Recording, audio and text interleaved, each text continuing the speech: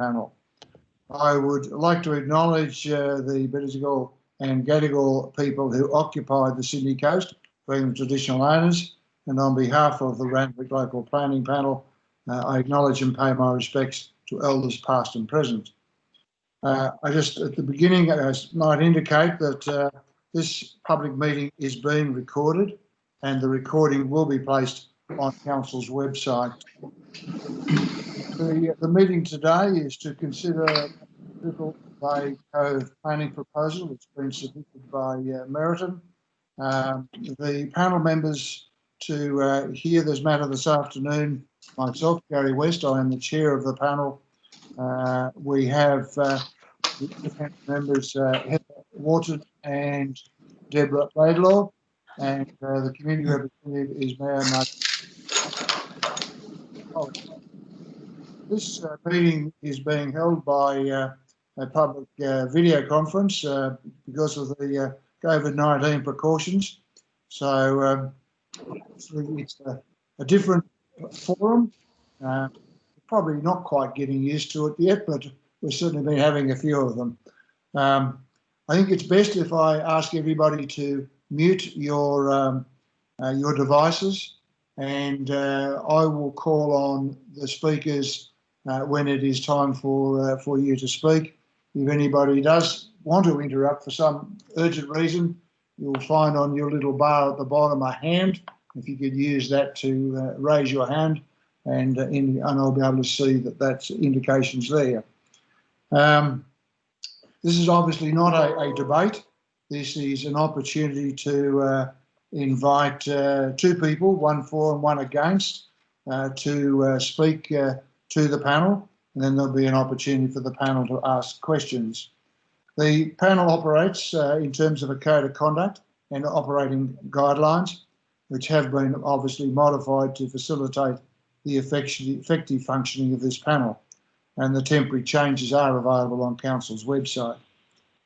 In terms of the code, general declarations of interest have been provided by all panel members, but in relation to the specific declarations of interest today, all the panel members have indicated they have no conflict of interest. However, I do note and will request that the minutes record. 2 participants are now joining. Thank you. That Heather Wharton has declared, while she has no conflict of interest, wishes to note in the minutes that her daughter worked for SJB Urban up until about June of 2019, including during the time that the documentation was being prepared for Meriton's submission. However, she no longer works for the firm, and that period was well over a year ago. She considers she has no conflict, and I concur with that, and that will be recorded, though, in the minutes. So today we will hear from the two speakers. I think you've been advised that you have 15 minutes each. We think that gives you a better time to present your case, one for, one against, and obviously the opportunity for members of the panel to seek any further information from you. Has anybody got any questions as to the process? No, everybody's happy? Okay. I'll invite the first of our speakers, Lauren Enns, if you could unmute and make your presentation just for the record of the meeting, because it is being recorded. If you could state your name and the organisation that you're representing. Over to you, sir. Yes, hello. My name is Olde Lorenzen, and I am representing the Save Little Bay Community Group. And I'll just bring up the presentation. Just give me 1 second.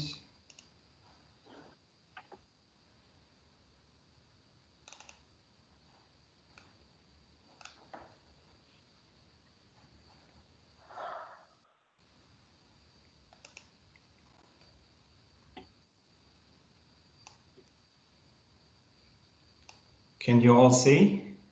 Yes, I can. Thank you, everybody. Nobody objecting? Concerns? Right? Okay. Okay.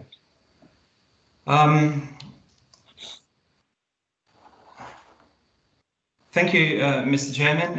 Thank you to all the panelists and Randwick City Council for the opportunity to speak before the planning panel today.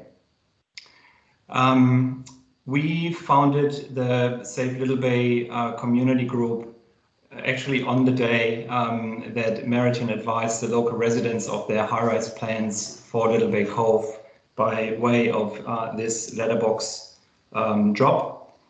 Our mission is to preserve the approved medium density master plan, which is a sensible plan. It is supported by the local community, and we strongly object to any rezoning of the Little Bay Cove site and oppose the Meriton planning proposal completely.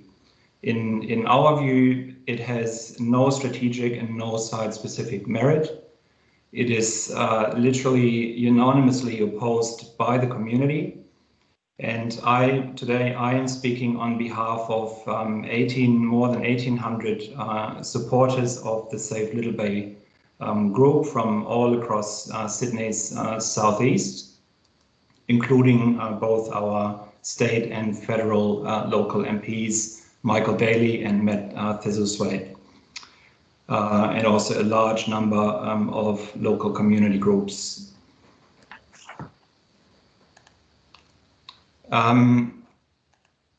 As you might have seen, more than 10,400 community members have signed a petition against this proposal to date. 426 submissions have been made to Council in context of Council's Vision 2040 strategy community consultation. Of those submissions, 99.9% shared very strong concerns with the proposal, and Council received only one lonely submission in favour, which was from Meriton themselves. So every planner, architect, environmental consultant who we have spoken with outside of Council, anyone who cares about good placemaking, called these plans appalling, reckless, outrageous, and hugely inappropriate. The sentiment among the local residents is a mix of distress, disdain, angriness, and even a level of powerlessness, because I think too many times people have seen that these Meriton monstrosities are getting approved and built in the end, seemingly regardless of community opposition, local character, planning controls. In saying that, we still have faith in our strategic plan-led planning system, and we hope for your support today. Council has handed down an impressive and pretty scathing assessment report last Claire week. Bettington Is now joining. Sorry. Okay, you're right, keep going. That assessment report shows that there are not one or two reasons why the proposal should be rejected. There are actually dozens of reasons why the only outcome of this process can be rejection. In our view, this proposal is arguably one of the worst planning proposals in cases of crass overdevelopment a developer has ever pursued. Let me give you a couple of examples, and I'll just need to bring up the next slide. Meriton tells us that they want to turn Little Bay Cove into a new urban centre, maximizing the site's potential, which in their mind is underutilized. However, there is no need for rezoning. The approved master plan is still today an example of excellent award-winning plan making. It is a result of comprehensive community consultation. It is reflective of local strategic planning and district planning, both back then and today. It protects the eastern suburbs Banksia scrub and sensitive sites of significance to our local Aboriginal people. And there's a court decision by the Land and Environment Court, which calls the master plan, quote, eminently suitable for the site. That master plan, as you can see on this infographic, caters for an additional 224 dwellings to be built, which would complete the coastal medium density precinct that 226 dwelling owners already bought into. These guys based their lifetime investment decisions on that master plan. It was supposed to provide planning certainty, and in our view, that master plan is a contract with the local community. If ever built, Meriton's development would worsen the oversupply of high-density units in high-rise towers in the worst possible location and the most unsuitable location for the sole benefit of Meriton. It would be increasing the share of high-density housing in Little Bay to 79.4% roughly, which would make our suburb one of the most highly densely populated suburbs in all of Sydney. Meriton tells us that the approved master plan is not viable, which is apparently the reason why it was never completed. That is a lie. In reality, Meriton's proposal is the result of a big gamble that they made in early 2017. And I want to try and visualize that for you in a simple timeline, which puts the history of the site in context of broader developments in Greater Sydney.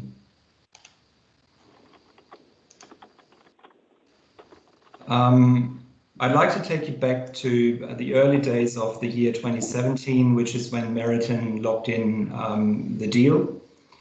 It was about a year earlier that the state government had announced its plans to relocate the Long Bay Correctional Centre.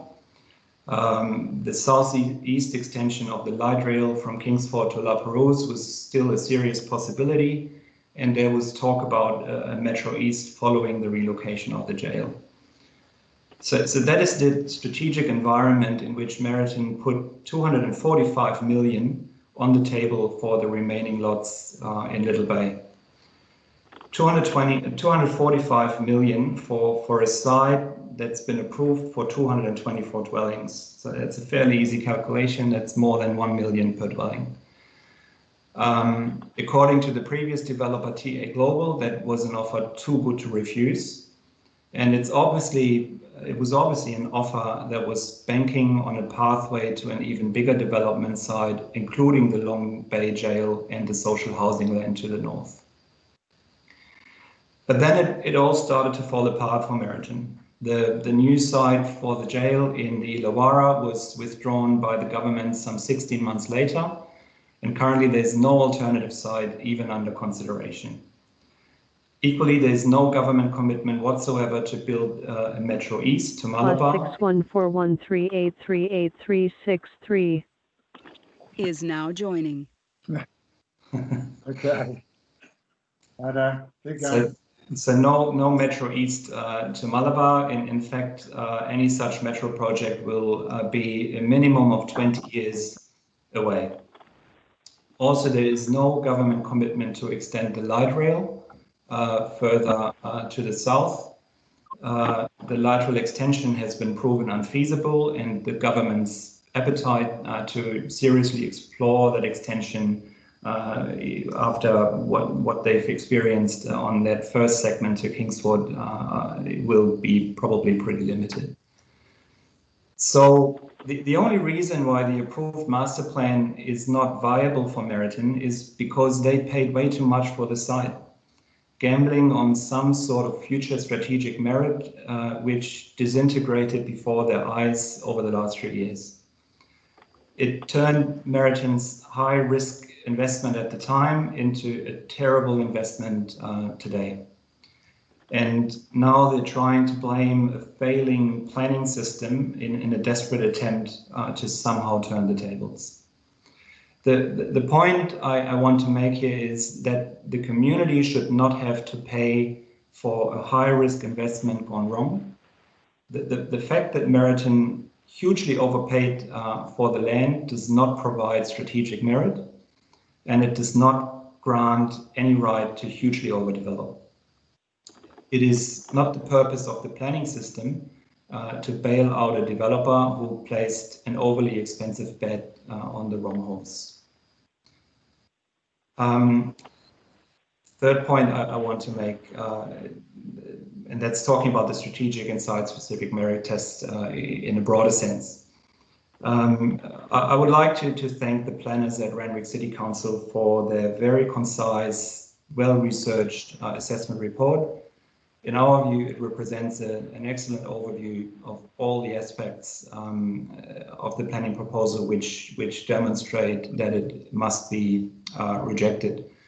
So luckily I can keep that next part pretty short or shorter because we would like to adopt all those arguments the council made in their report in our statement today. I only want to elaborate on a couple of matters. So on this next slide, that's a map that we put together showing you the currently allowable building heights in the entire southeast of Sydney. The bulk, scale and density of the proposed plan is, as you can see on this map, utterly disrespectful to the unique coastal environment and the immediate built environment and in fact the built environment on the entire southeast peninsula.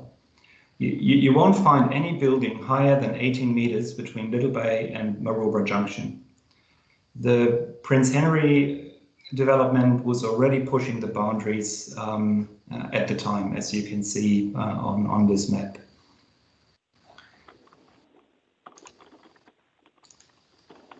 I'd like to share with you a couple of visuals that we prepared to make the impact and building mass more transparent. These are all exactly to scale. When you go through Meriton's documents, you will find that their proposal is conveniently silent about the fact that their site is actually part of an approved master plan. And unfortunately, even the Design Excellence Panel does not appropriately consider this in their report. Just a couple of facts. The developable area represents approximately 2% of the total land area of the Little Bay suburb. And Meriton's proposal would more than double Little Bay's current population on this small piece of land.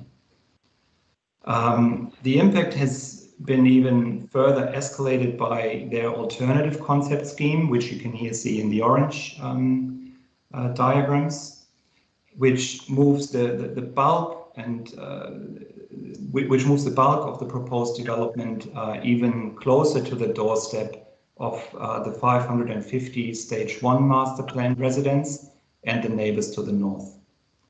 There is absolutely no room for a more urban precinct on the western side of the development. In fact, the 18-meter high loom buildings, and you can see that probably better on the next slide. The 18-meter high loom buildings should actually set the datum line along the Anzac Parade corridor, and any further development to the east needs to step down from there. The current master plan caps the height to the east of the loom at 12 meters and only allows for another 18-meter high building further to the east as the terrain slopes down towards the coast. Buildings above 18 meters, in our view, would be entirely out of character and contextually inappropriate on the southeast peninsula. So there's one more.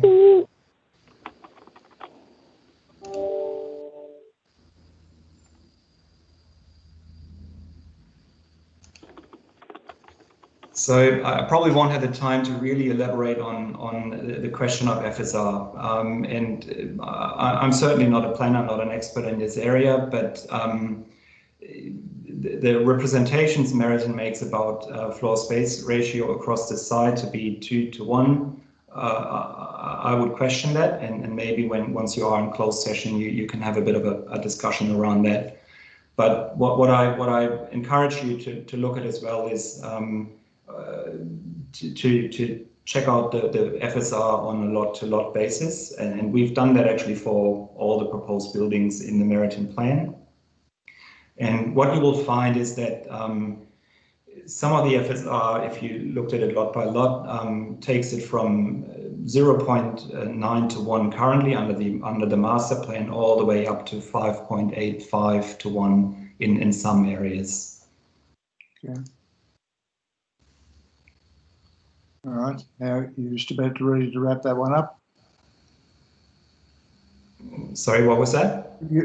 How much further you want to go? Okay, I'll hurry up. So there would be enormous environmental impact on the built environment to the north, west, and south, overshadowing, solar axis, visual imposition, wind funneling, noise, loss of privacy, loss of views, many years of stage construction, just to name a few. And I'd like to highlight that both the Illum and Solis buildings were designed with the master plan in mind, maximizing ocean views and solar access, huge window fronts to the east, car park exit to the east, all of that in expectation of low-rise townhouse buildings immediately to the east and north of the development. The proposal provides a bulk and scale that would be totally inconsistent with the existing and desired future coastal and recreational character of Little Bay, would have adverse impact on the site's Aboriginal heritage, as well as the heritage conservation area. It would diminish the value of our pristine coastline.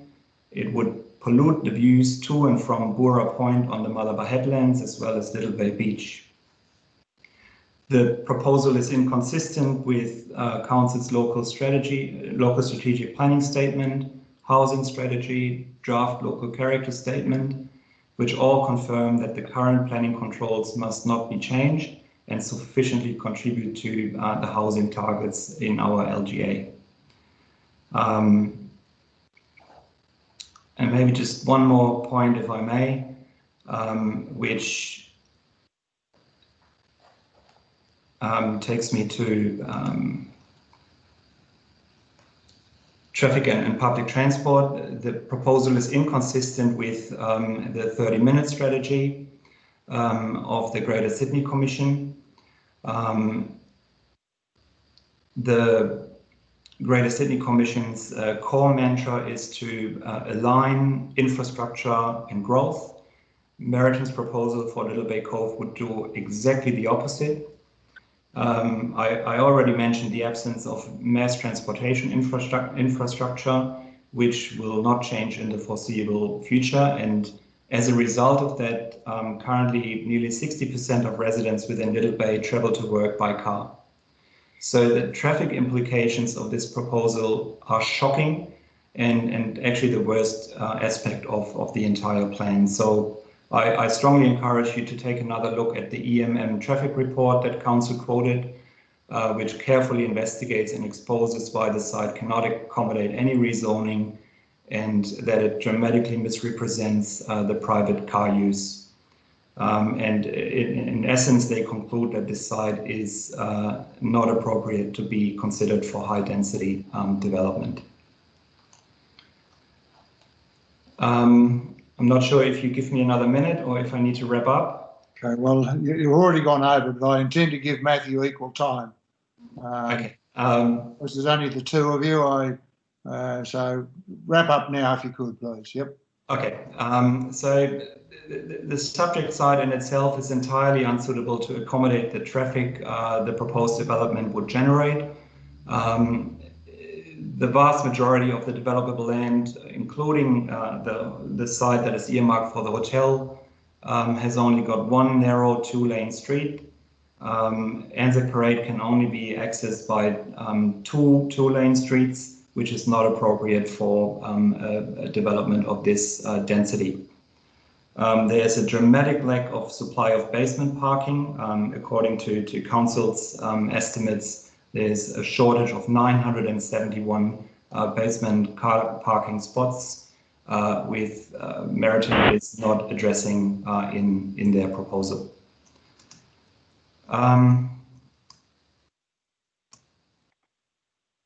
So in conclusion, we are not anti-development. I really want to highlight that. We would support Meriton's commitment to build the sensible approved master plan. In fact, we demand that they build and complete this master plan as soon as possible, so that the community does no longer get locked out of the community facilities and parklands provided as part 1 of the stage 1 master plan works. Jobs in the construction industry can be created immediately if Meriton would stop stalling the development of that master plan. And above and beyond the current, anything that goes above and beyond the current approval will meet our strong opposition, and we will fight it every step of the way. Okay. Thank you. You're able to stay online because I have some questions now. Thank you. If you can reverse your presentation.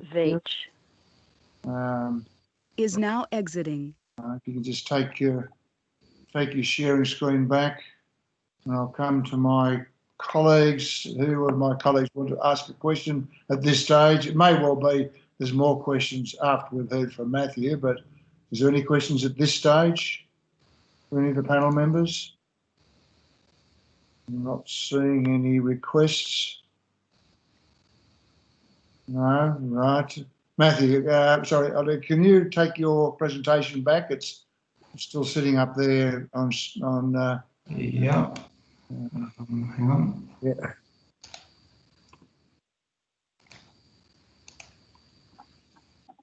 Okay. Yep. Thank you. Now, panel colleagues, any questions at all? No, not at this stage. No. Righto. Okay, Matthew, over to you. I will obviously, because Ole went over his time, I'll extend and obviously offer you the same length of time for your presentation, which was, I believe, 20 minutes. So if you could introduce yourself and your organisation. Remember, this is being recorded. Over to you, sir. Yeah, no worries. Can everyone hear me? Yes. Yeah. Okay. Thanks, Harry. I don't think I'll take up the 20 minutes, but for everyone my name's Matthew Leonard, fellow panel members and others that are at the meeting today. I'm the Executive Manager of Planning and Government with the Meriton Group, who's the proponent of the plan proposal. As you may have noticed from our submission and various supporting documents, Meriton has been working with the Council over many years, both prior to and subsequent to our purchase of the site in January 2018. Throughout this time, we have maintained that the existing approval was not appropriate for the site that was approved over 10 years ago and on the basis of previous strategic planning frameworks, and that there is a better planning outcome for the site that better responds to the site's unique strategic capacity, along with other opportunities within the broader precinct. This will enable the removal of some of the incompatible uses of the jail and allow the potential to re-envision the adjoining Housing Commission estate. These sites form one of the most significant strategic opportunities in Greater Sydney, where there is over 65 hectares of underutilised land with a nominated future Metro link under the ownership of only 2 parties. Notwithstanding, we've prepared this proposal ensuring that it is capable of proceeding on its own as decisions are made into the future for the redevelopment of adjoining land. It is without doubt that this site now sits within a different strategic planning framework, and the information submitted has demonstrated that there is a consistency with the requirements, principles and considerations of the Sydney Regional Plan, City East District Plan, Local Strategic Planning Statement and the Housing Strategy. Nowhere is this better demonstrated than Council's own documentation identifying the adjoining Land and Housing Corporation site for major housing growth. The site has the same size and characteristics of our sites, so why wouldn't it benefit from the same outcome if everything is applied equally? We submitted the planning proposal in June 2019 and it was formally accepted after we provided additional information to Council in September 2019. Ever since, we have consistently worked with the council and responded to all requests for additional information.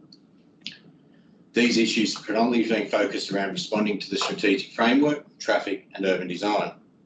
We have demonstrated adequate strategic planning merit in all documentation, including the original proposal, submission to the LSPS and housing strategy, and the supplementary planning statement, which I'm sure the planning panel has had a chance to review. The council amended its LSPS and housing strategy to recognise our proposal on the basis of our submission and prior to it being adopted and endorsed by the GSC. On traffic, Transport for New South Wales has now supported the proposal proceeding through the gateway so the road network can accommodate the proposed density on our site, which sits on the strategic transport corridor of Anzac Parade. On design, Council's own design panel has acknowledged we are heading in the right direction and we agree that we would only proceed with the alternative master plan. We can accommodate the request of the panel to give additional consideration to the interface with adjoining development should we proceed. We have reviewed the additional information requirements set by the panel and all can be accommodated. Danny says. Is now joining. Mr. Mayor. Nice you to join us. As outlined in our correspondence, we are now at the gateway stage of the process and we feel that Council has taken it upon themselves to dismiss the correct process and considerations.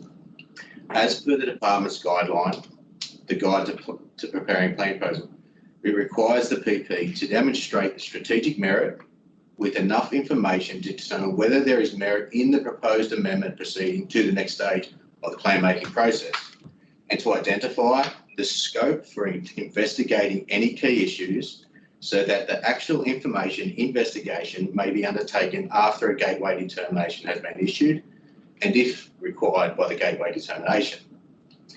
Interestingly, the report in front of you spells this out and Council then dismisses the process as Council officers do not consider that this is an appropriate approach. This is not the choice of Council officers. At the end of the day, we have a demonstrated strategic merit and that our proposal will be better aligned with the current strategic planning framework than what exists. Key issues of traffic and urban design can be addressed and the scope is set out for additional work to be done should we proceed through the gateway.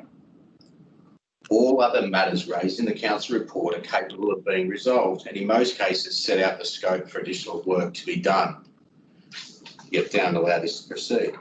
Some of the issues raised in the report have never been raised with Meriton, but nevertheless are capable of being addressed. In particular, Council is saying that Heidi Meters was not provided with the alternative master plan, so the aeronautical issues cannot be resolved, so we shouldn't proceed. This is a very simple issue to address. Some issues raised are simply incorrect. It's like they haven't read our technical submission on the additional Orca site. That site currently sits under an approved and constructed road that is to be dedicated to the Council under the existing master plan. Our proposal will remove the road and create opportunities for this area to be used in consultation with the local Aboriginal Land Council. We've not got buildings sitting on top of it. Their suggestion that we have ignored Aboriginal heritage is simply false. The Council's assessment and calculation of existing density is also not correct, so we don't know if their other assessments are. Accordingly, there is sufficient information and documentation for this proposal to proceed through the gateway stage of the rezoning process when considered against the available evidence and the requirements set out in the guidelines. We look to the panel to realign the Council's position with the appropriate planning considerations and recommend that we can proceed through the gateway, which will allow the scope of issues and additional work to be done as per the guidelines and set out in the report. We acknowledge that this would be conditional and we already acknowledge that the report sets out the issues to be addressed. It will also allow the proposal to proceed through a proper public exhibition process, as opposed to Council releasing information outside of the process. Meriton is cognisant of local concerns about the project and is seeking to mitigate impacts on the surrounding community. Formalised community consultations, what will happen if we proceed, and that will allow all people to have their say, freely and without being intimidated. It also allows a fair analysis to be made, like that in the K2K strategy, which had 70% of written objections, but a council independent survey found 74% in support. It is important that all stakeholders have the ability to review the documentation at the appropriate stage of the process. We know that there are some locals speaking out in support, but they are quickly accosted online by others that do not share the same view. So at the end of the day, despite the council's assessments, which has many flaws and disregards the process, there is sufficient information for the proposal to proceed through the gateway. Meriton is aware of the issues and scope for additional assessments set out in the report, and will work with the relevant planning authority to address these matters which are not insurmountable. Proceeding through the gateway will allow these issues to be addressed and amendments made if necessary, as per the process set out. It will also allow a proper public exhibition process to occur. Thank you for your time, and please feel free to ask any questions. Thank you, Matthew. Thank you very much. Can I indicate that all of the additional material that you forwarded to council officers and requested to be passed on to the panel has been done so, and we've had the opportunity to review that. Can I just ask one question initially? I presume you have seen and considered the updated review of the transport assessment dated May 2020 by EMM? No, that information has never been provided to us.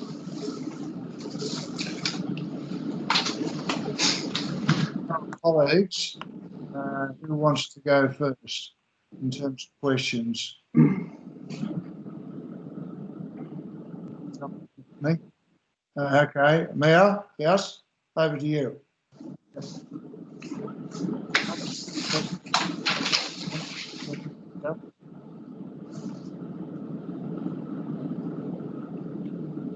Can't hear her. Yeah.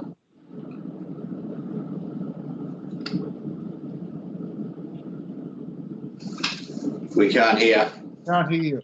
Can't hear you. You have Sorry, not. my mistake. I was still muted. Okay. Right, you're right. Good afternoon to all, and also to you, Mr. Leonard. In your letter dated yesterday addressing to the panel, you wrote that in the paragraph 1, 2, 3, 4, 5, that the council, for reasons unknown, dismissed this borough, and while we understand that they might find it easier given the current political and community environment to just say no. Could you please elaborate a bit more on this? What are the current political and community environments that you are trying to tell us? Yeah, without doubt. So the discussions that we've had with council over the years have been, I mean, not without them identifying the issues, and we agree that they're not, everything is not addressed at this point in time. However, since we've lodged the pre-gateway and the discussions we would have had with them over the time identified there were potential pathways, there were opportunities to work with this. The report that's been presented is, one, dismisses the process, and two, identifies ways forward but then dismisses the proposal. Without a doubt, there is a lot of community attention on this at this point in time, and that is one particular group, and I acknowledge Mr. Lorenzo and his submission. And that has also encouraged a lot of political attention and adverse positions from local politicians. So I think the council has drafted a report as a, throw the book at it sort of approach. It acknowledges within different sections of the report that there are pathways forward, but then dismisses those. That's all we're saying. Right, but before you, the other presenter who is against this project, he pointed out very clearly that quite a large number of community members they oppose to this project. So I mean, surely, and you seem to have carried out a public consultations on your own part already by throwing a little note in all the mailboxes in that community. So you've carried out quite a lot of research yourself in terms of the community's sentiment towards this project. So this is not really something to be ignored, isn't it? I mean, one can't trivialize about 10,000 signatures. from No, the no, and listen, we don't dismiss that that's been done, but there is an appropriate time frame. We acknowledged and we wrote that letter to adjoining landowners or landowners within the community schemes, acknowledgement that this is what we're doing, and we identified what we thought was the positive outcomes of that. We also have spoken, and I know other people around that area that have suggested the support for it, and there's others that have suggested support online, and we've seen it, but they're quickly accosted. There isn't an anti-development or no, I won't say anti-development, as Mr. Renzo pointed out, but an anti-planning proposal sentiment in the community. However, that has been, I guess, highlighted via the council releasing all this information outside of the process. The community engagement process on a planning proposal happens post-gateway. We acknowledge that there are issues, and there's issues being raised by the community members and opposition raised by the community members. This also happened in the K2K strategy. It's clearly outlined. There was a high degree of community opposition, and council undertook independent community surveys which completely inverted that opposition into support. So we think that while we acknowledge, and we acknowledge that there's community opposition to what we are proposing, we think we should be going into a proper consultation process to identify, is there anything to the alternative? Okay, right. I don't want to get into the debate on that issue. I don't think that's relevant. I think the panel needs to understand what are the relevant merit issues. I think that's the important. I think, Deb would like to ask a question. If I can now go to you, Deb. Yeah, look, good afternoon, Matthew. I'm concerned about the absence of a firm commitment to definite mass transit plans to serve this area, including the site, in the same time planning frame as your proposal. The reliance on bus services and what seems to be, by all accounts, an obvious difficulty in terms of accessing bus services from the side due to physical constraints to the northbound carriageway. I guess I wonder if you could respond generally to that, why this proposal is being advanced at this time when those the mass transit proposals are not firmed up. There's no definite framework, time framework for them, and how you, in terms of your alternative proposal relying on bus services, how you feel this physical constraint to access to those services can be overcome. Yeah, okay. I'll just do the physical constraint ones really quick. The first time I read about it or understood it was in the council report that we got last week. We haven't seen that EMM report. If council would have raised that with us a little while ago, that would have been all right. But again, it's a site-specific matter that we feel we can address, and we'll work through that should we proceed. In terms of mass public transport, there has always been lingering the identification of the metro that sits in the background. We understand there's no commitment to that. The flip side is, and that will happen at some stage in the future, our proposal has never been reliant on a mass new public transport solution, and we've always found ways to get around it in terms of existing bus services. What we've been able to do in the recent information that we've submitted is work with the Transport for New South Wales group and go through that. They now have no objection to us proceeding through the gateway process, and a little bit of information will have to be done around some additional traffic modelling, potential some intersection upgrades to make that work. And there will be there's some existing bus service upgrades that are happening as part of the Sydney Southeast light rail upgrade that is happening in the meantime. And we know that sitting behind, and I think all the councils would be aware, everyone's waiting for a Southeast Sydney transport study to be finalised that will link itself to the 2056 strategy, which talks about Anzac Road being a strategic planning corridor, and there will be opportunities for that. But at the end of the day, the information that we've submitted and based on existing public bus services and traffic generation has been sort of supported by the preeminent transport authority. Come on, man. Mr. Lincoln, I see that you want to enter the discussion. I don't want to turn this into a debate, but I do understand you do want to have something to say at this stage. You hear me? Yep. Ole, do you want to have to say? Thank you, Chairman.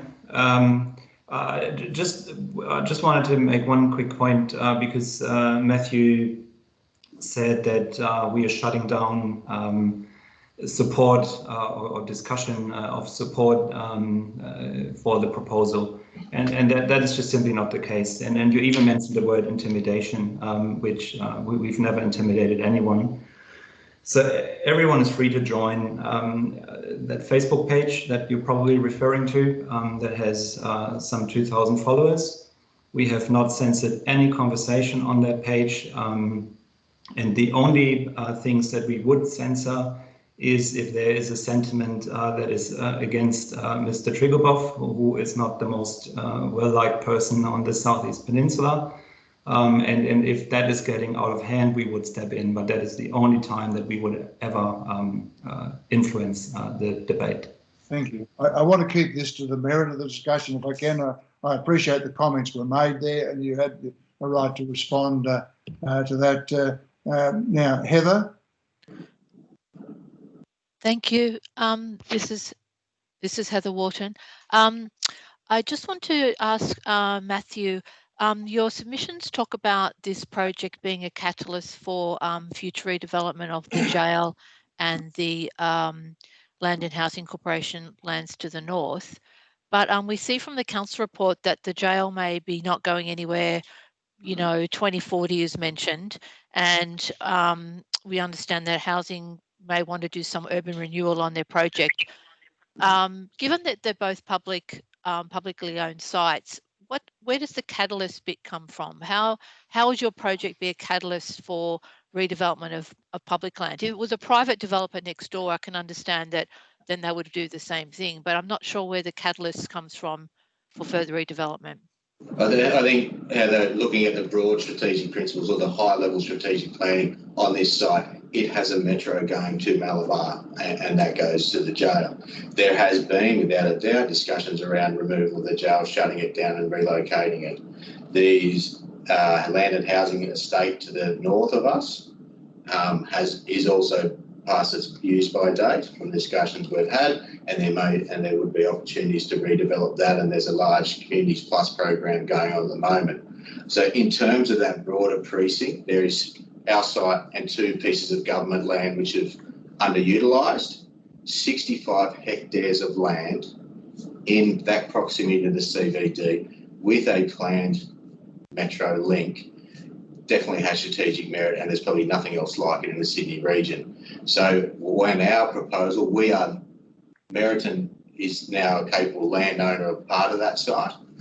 We will get on, we will develop it. I think everyone knows we have the capacity to do that. Therefore, it would be a catalyst for potentially, subject to future government decisions, being able to reimagine or redefine that whole area, which is nominated in the government 2056 transport strategy. Okay, thank you. Any further questions from panel members? Yeah, could I just ask further, the heights and the FSRs, notwithstanding there's mention that it's 2 to 1, yeah.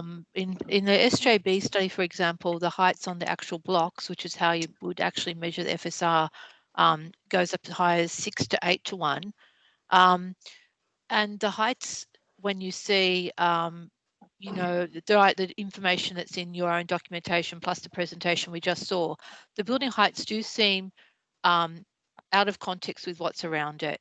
And I was just wondering what, besides obtaining a certain yield, what is the urban design rationale of having 22-storey buildings in the location? Like in other locations, you may have a reference to existing buildings or some sort of landmark or some sort of rationale. Is there a rationale for the buildings being that high? Why not 6 stories? Why not 8 stories? Why not 35 stories? Why is it, what's driven the design? So I think, and like I said, I want to be clear. I think the SJV scheme is something that was produced and probably will not be, we won't proceed with that. The alternative scheme goes up to 17 stories. The FSRs we will look at it at a site-by-site basis as per the design panel comments should we proceed. And it's not an unusual way of dealing with a site of this magnitude like we have at Pagewood. When you do with a site of this magnitude, you need to deal with a gross FSR rather than net FSR. A master plan concept, or what it may end up being in the future, will have roads, pieces of open space that may move and shift. So, and that was part of the, some of the original issues we found with the existing LEP, that it didn't allow for some of that movement of GFA because the LEP has been sat on top of the master plan approval. So we started off with a design concept about transitioning up. We were looking at transitions and opportunities to link to projects to the north. The 2-to-1 was something that came out of that, and the 2-to-1 in terms of traffic is now being inadvertently supported, or there is a pathway through the traffic issues at that density, talking to Transport for New South Wales.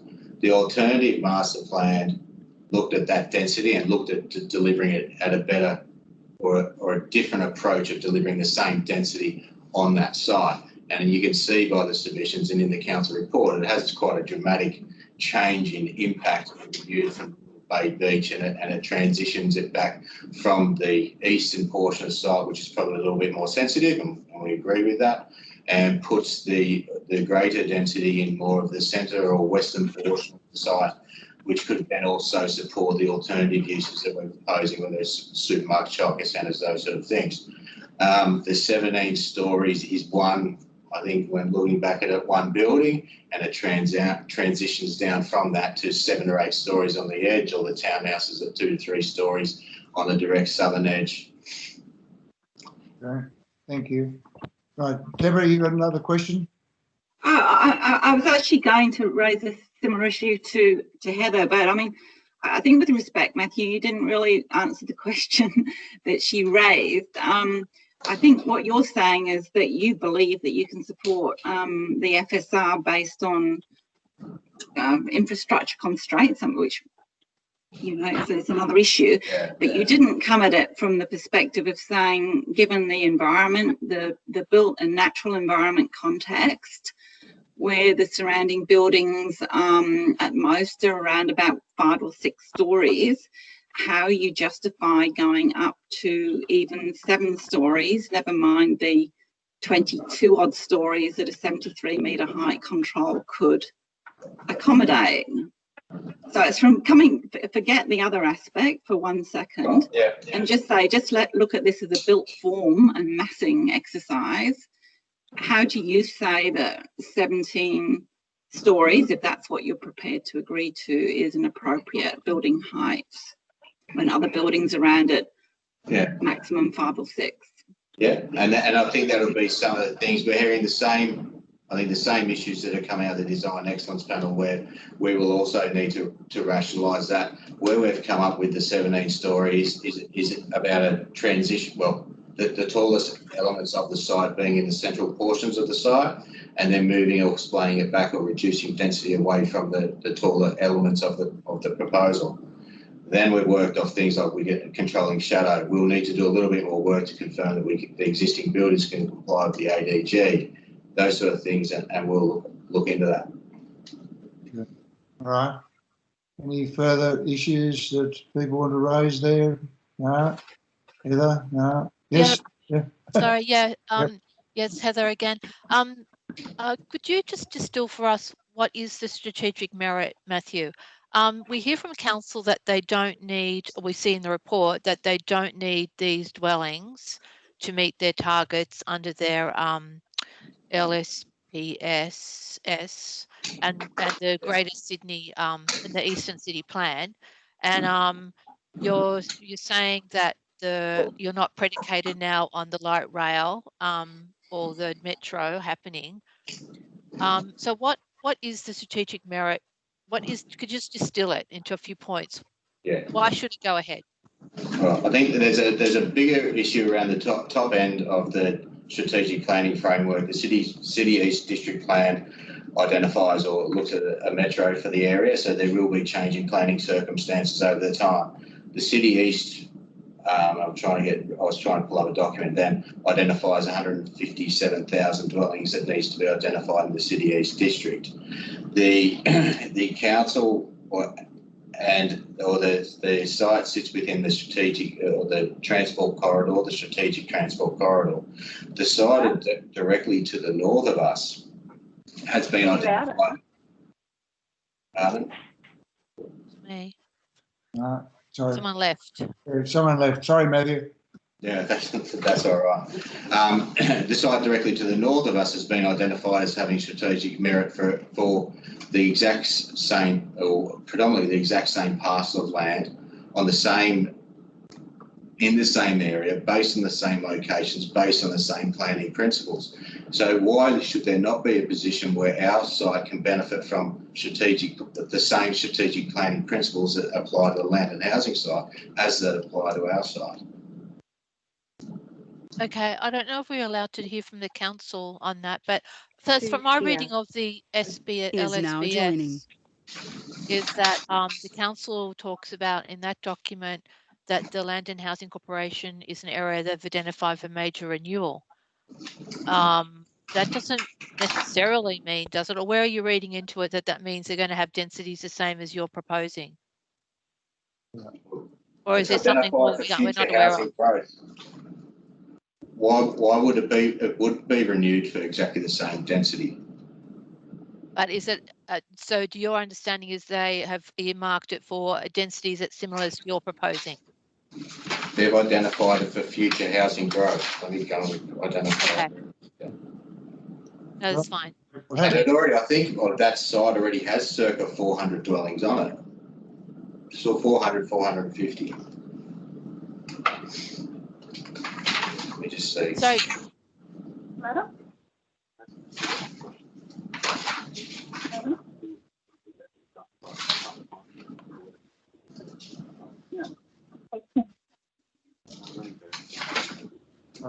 that's okay. Could I just ask one thing as well? One more question.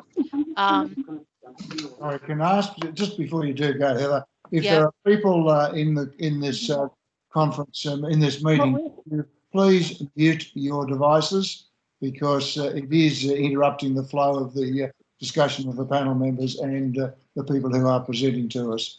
So please, if you could mute your devices. Wait a minute. Yeah. Can I just ask about the mode share, like the split between public transport and cars?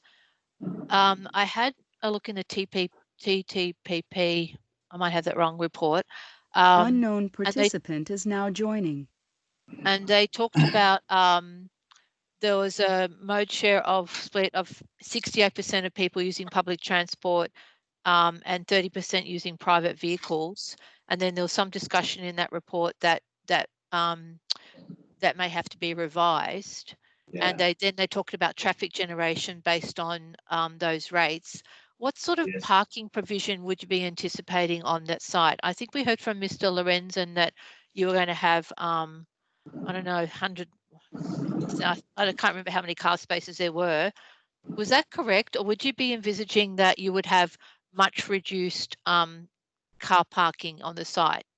Much reduced. I think just going back to that, so going back to the mode shift share, that has been acknowledged and we acknowledge that. We acknowledged in some discussions with council, and the mode shift share has been altered and the new traffic generation rates, make sure that one of our traffic experts here has adopted the new traffic generation rates suggested by Transport for New South Wales.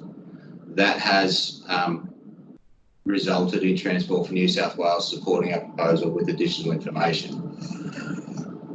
Rex, you had a comment to make. Yes. Yeah, just quickly. So we're talking about more than 2,700 additional cars, which is not yet factoring in childcare, hotel, medical center, supermarket. So employees and customer parking is not built into that.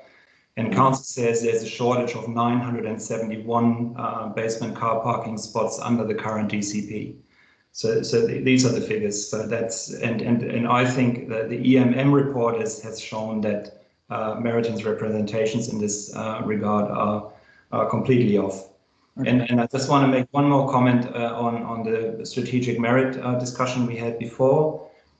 Meriton is talking about stuff that is 10, 20 years away. So even if the social housing land to the north does become developed, that is 10 years away. That doesn't lend any strategic merit today.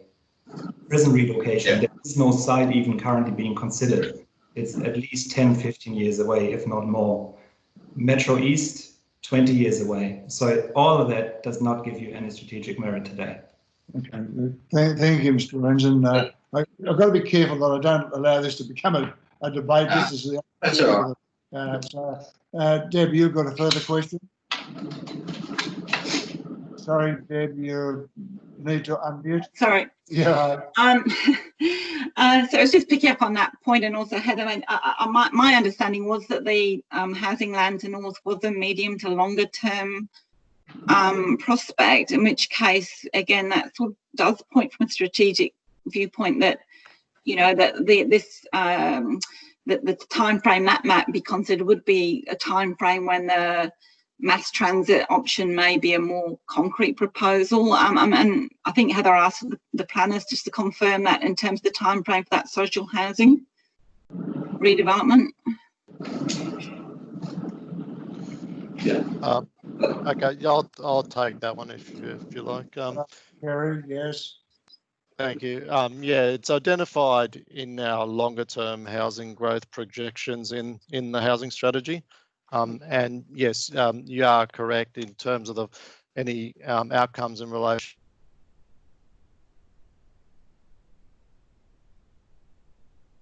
stage having regard to the infrastructure and other site-specific issues that would need to be addressed at that time.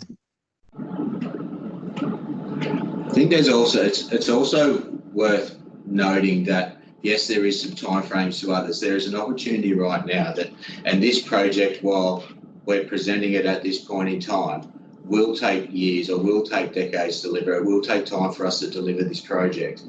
It does have the strategic planning merit outside in the broader sense. And then I think it's also recognised in our submissions on the LSPS and housing strategy. We're meeting all those considerations. We're meeting those planning considerations. We're putting density, whether people, like if you want to say strictly on the 30-minute concept, there'd be almost nowhere in Sydney that will get you all everywhere in 30 minutes. We're within 11 kilometres of Sydney CBD.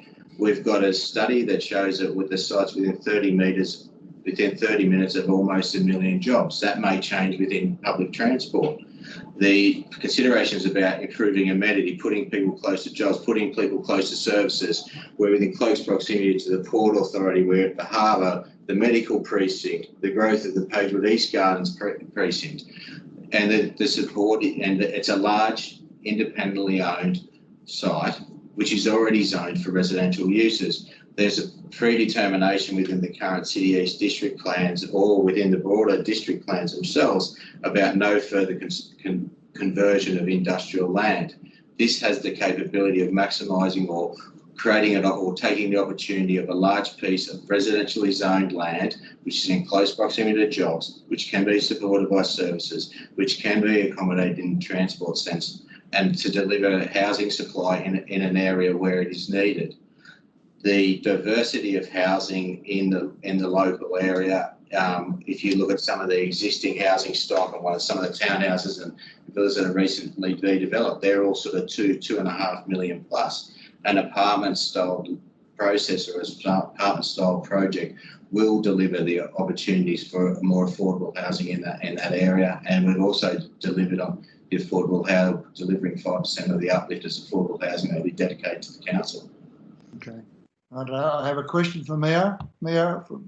Yeah, just a question regarding the time frame. I would like to know from Matthew, if he could give us a time frame, say from the start of the build to the completion of these 1,900 dwellings, including the hotel and everything, how many years are we talking about? It'd probably be in the order of 10 years. Yeah. And I think, and there's another issue there, and I want to just, I guess, address it because I know it's raised a little bit in the council report, and I know there's been some conjecture about that. We have made provision for a hotel. Whether it happens or whether it doesn't isn't necessary. It's not critical to the overall performance or viability or anything else of the project. That's part of our business model. It's in a high amenity area. It's potentially where people want to go in the future. Whether it ends up, the hotel isn't overly critical to what we're doing. So without the hotel, just to build those 1,900 dwellings, these smaller, medium, high rises, how many years do you think it would take for you to complete them all? About 10 years, subject to the planning process that we go through. Yeah. Okay, thank you. All right. But I'm not wanting to obviously stop the debate, but I think we're probably at a point where we've sought the additional information and clarifications on some of the issues that were necessary. The panel's role is obviously to consider all of the information that's been put before us and to provide advice to council, who then will further consider this planning proposal. Can I thank both Mr. Lorenzen and Matthew for your presentations today? Can I thank my panel colleagues? We will finish this meeting and we will convene another meeting later this afternoon to have our private considerations and provide our advice to council in relation to this planning proposal. Thank you all very much. Thank you for your participation. Thank you.